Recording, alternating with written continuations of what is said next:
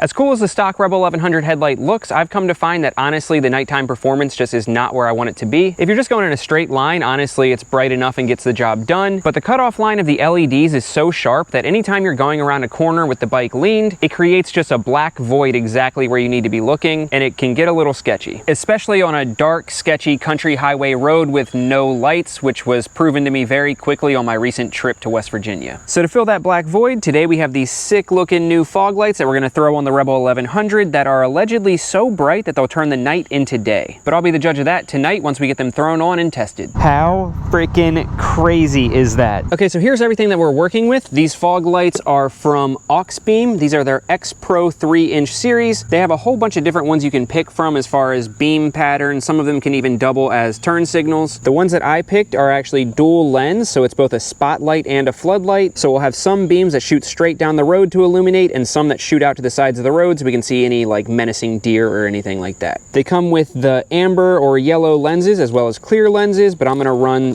the yellow ones because honestly I think it'll just look sick. Comes with all the hardware that you need. It actually doesn't come put together. You have to put the bracket on, which I've already done. And it comes with the full wiring harness and the tools to put it together, all for I think like 115 bucks. And then right here you have to purchase separately some brackets so that they can attach to the bike itself. And in our case, we're gonna mount them up right here on the crash sliders. These things just keep getting better and better. They're crash sliders, they double as highway pegs, and now we're gonna be able to mount some fog lights on them. And if you don't have the crash sliders, all you'll need to do is just get some sort of mount that'll just go to the frame right here and it should work just the same. Now, given the fact that this kit comes with a full wiring harness, including an on-off switch and terminals that connect to the battery, install should be super simple, but I took it a step even further and install should be even more of a breeze because I installed the Heeltech Thunderbox. Now, essentially all that this is a power distribution module that attaches to the battery, and then you have clips right here for positive and negative, and anytime that you add accessories like fog lights, GPS, anything like that, you can just clip the wires straight into here and it'll automatically turn on and off with the bike. The Thunderbox is designed to automatically detect the voltage difference in the bike when it's running and when it's not, so anything that you plug into this, once you start the bike and the voltage rises, it'll automatically turn on, and once you turn off the bike and the voltage drops, it will sense that and turn it off automatically. And not only that, but it also has overcurrent protection, so in theory you shouldn't need any fuses because it stops any of the bad stuff from happening, but we're still going to use the included fuse on the harness that they provided. So in theory, these battery terminals right here, we should be able to just cut off and strip the ends to expose the wires, plug the positive into one of the terminals, the negative into the other, plug the fog lights into the harness, and then test it out to make sure that it works the way it's supposed to before we install everything.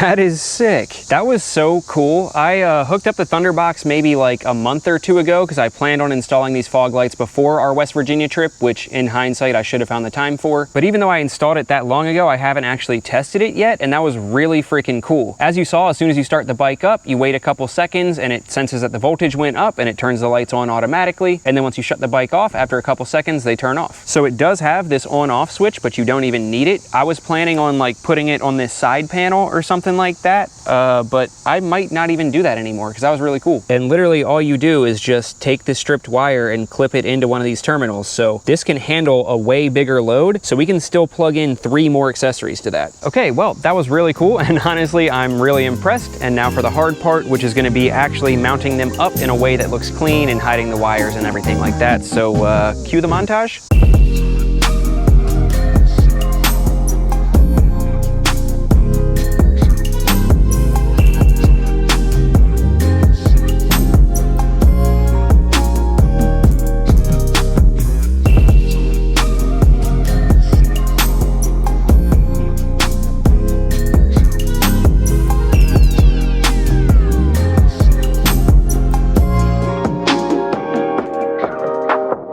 Okay, we're left with a bunch of spaghetti under the seat, which isn't necessarily the best thing ever, but that's something that I can address later. For now, we got to test to make sure that they turn on and work still. And if I sound skeptical, it's because I am. That was super easy, and I think I found the perfect routing to where it's like as OEM as possible. So I guess without further ado, let's make sure that they work now that they're in place.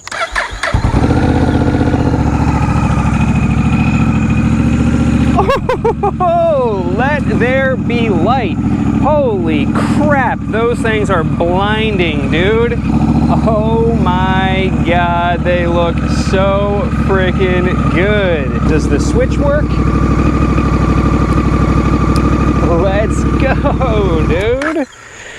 All right, well, they're installed, they're wired up, they work, the switch works. This is great. Let me show you how I did it. All right, I'm gonna use my non-alcoholic Corona as the pointer to show you guys the routing of everything, because it's hot and I've earned it, and I've been on an NA kick because it's like all the taste and deliciousness, but none of the regret. Okay, so we have the mounting bracket on here, of course, and then of course the fog light attached to that. They're angled out a little bit further than I was expecting, only because we have plenty of room over here, but it has to be angled out that much to not make contact with the radiator on that side. Of course, once it gets dark out, I'll make sure that they're aimed in the same direction, the same level. They're not aiming too far out, all that kind of good stuff. On this side, we have the wire coming up along here, and then I popped it right in that clip with, I believe that's the stock O2 sensor wire and something else. And then it comes out of there and behind those wires, plugs into the harness right here. I have some electrical tape right there to hide the red and make it look a little bit more factory. And then that goes back behind with all of these wires, comes around, goes back behind this side panel and underneath into the, I don't want to say bucket, whatever, storage container thing. And when you reinstall this, make sure that you reinstall that push pin, because lots of people don't, or it only goes through the battery tray and not through the side panel, and then this side panel comes flying off. As much as I wanted to be able to hide this behind this panel or something, it just wasn't possible. And honestly, there's already so many exposed wires that unless you know what you're looking for, you would never know that this wasn't factory. Like if all these wires were tucked, that would bother me a little bit more, but you figure you have all these exposed connections and wires, so honestly it just kind of blends in. Pretty much as OEM as I could make it, and I'm super stoked on it. And now for the other side. On this side, we have the wire running up here, and then it goes into the OEM connection right there, just like the other side. This is also where I have the power commander wire coming through, and it follows the power commander wire back there behind that coolant tube along here. I don't care about covering the red on this side because nobody looks at the bike from that side. And then it follows back through there behind the side panel, and once again underneath and into the battery tray. Yeah, battery tray was the word I was looking for, not storage container thing or whatever I said before. So yeah, all of this is pretty much as close to OEM as possible. I am so stoked on how that worked out, aside from, like I said, the spaghetti under there, but that's a project for another day if it even bothers me enough. So yeah, I don't know if you guys can tell, the sun should be going down in a couple hours. So as it starts getting dark, I'm gonna go make sure that they are leveled properly, aimed properly, and then we're gonna get out on the road and see just how much brighter this bike is. Cue the transition.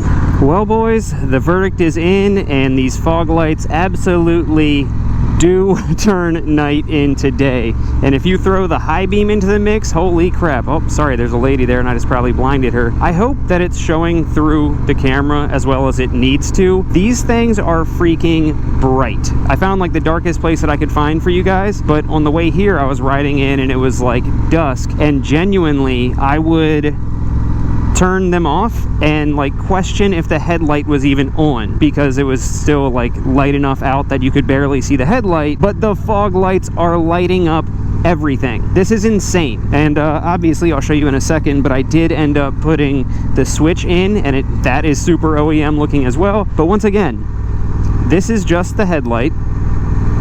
That is the fog lights. These things are so damn bright. It's insane. Obviously they're fog lights, so they're meant to kind of shine low, so they didn't do too much for what I was talking about with like the black hole or whatever, the cutoff line, because obviously you don't want them shining above that in the first place. But I also realized that my headlight was aimed a little bit wrong, so I adjusted that as well. And now between how bright these are and my headlight being adjusted, dude, it is insane. A little supermoto action. Anyway, here is this tunnel right here. Let me turn off the fog lights, and now hopefully you can tell I'm probably facing the wrong direction because there's a light there, but watch this.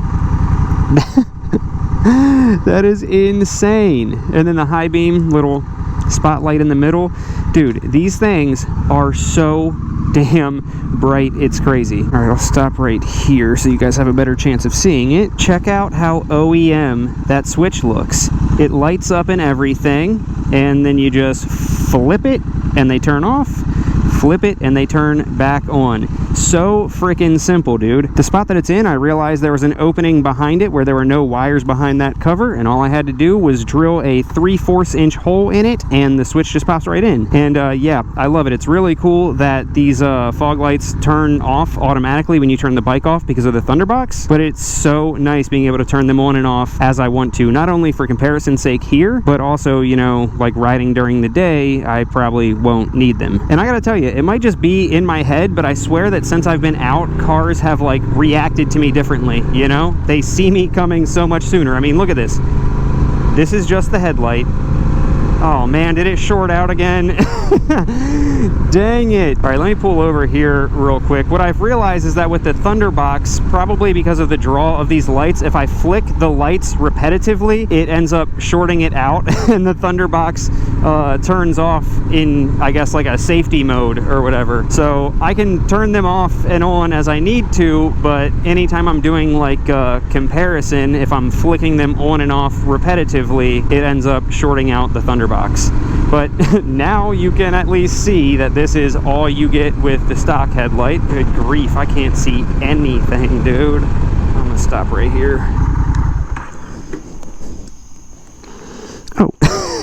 I didn't even have to reset anything, it just came back on. Okay, so Thunderbox is awesome, but just make sure that you're not repetitively flicking the lights on and off. And then I'll head back through where we just came through with just the stock headlight to wrap up and show you guys just how freaking bright these things are. So yeah, I'm blown away. Needless to say, I should have done this years ago. Hopefully it's translating well through the video just how freaking much brighter this is. It's honestly wild. Links to everything will be in the description, of course. Do yourself a favor if for no reason other than your safety. Shout out to the Patreon members for making all of this possible. I honestly could not be doing all of this without you, could not be living my insane YouTuber dreams, and I have a big announcement on Patreon that just went live, so make sure to check out patreon.com/LifeOfBurch. It's the biggest and best way that you can help the channel, but if you can't, I totally get that as well. You can also support the channel by liking, commenting, and subscribing. I will catch y'all on the next one. Love you guys.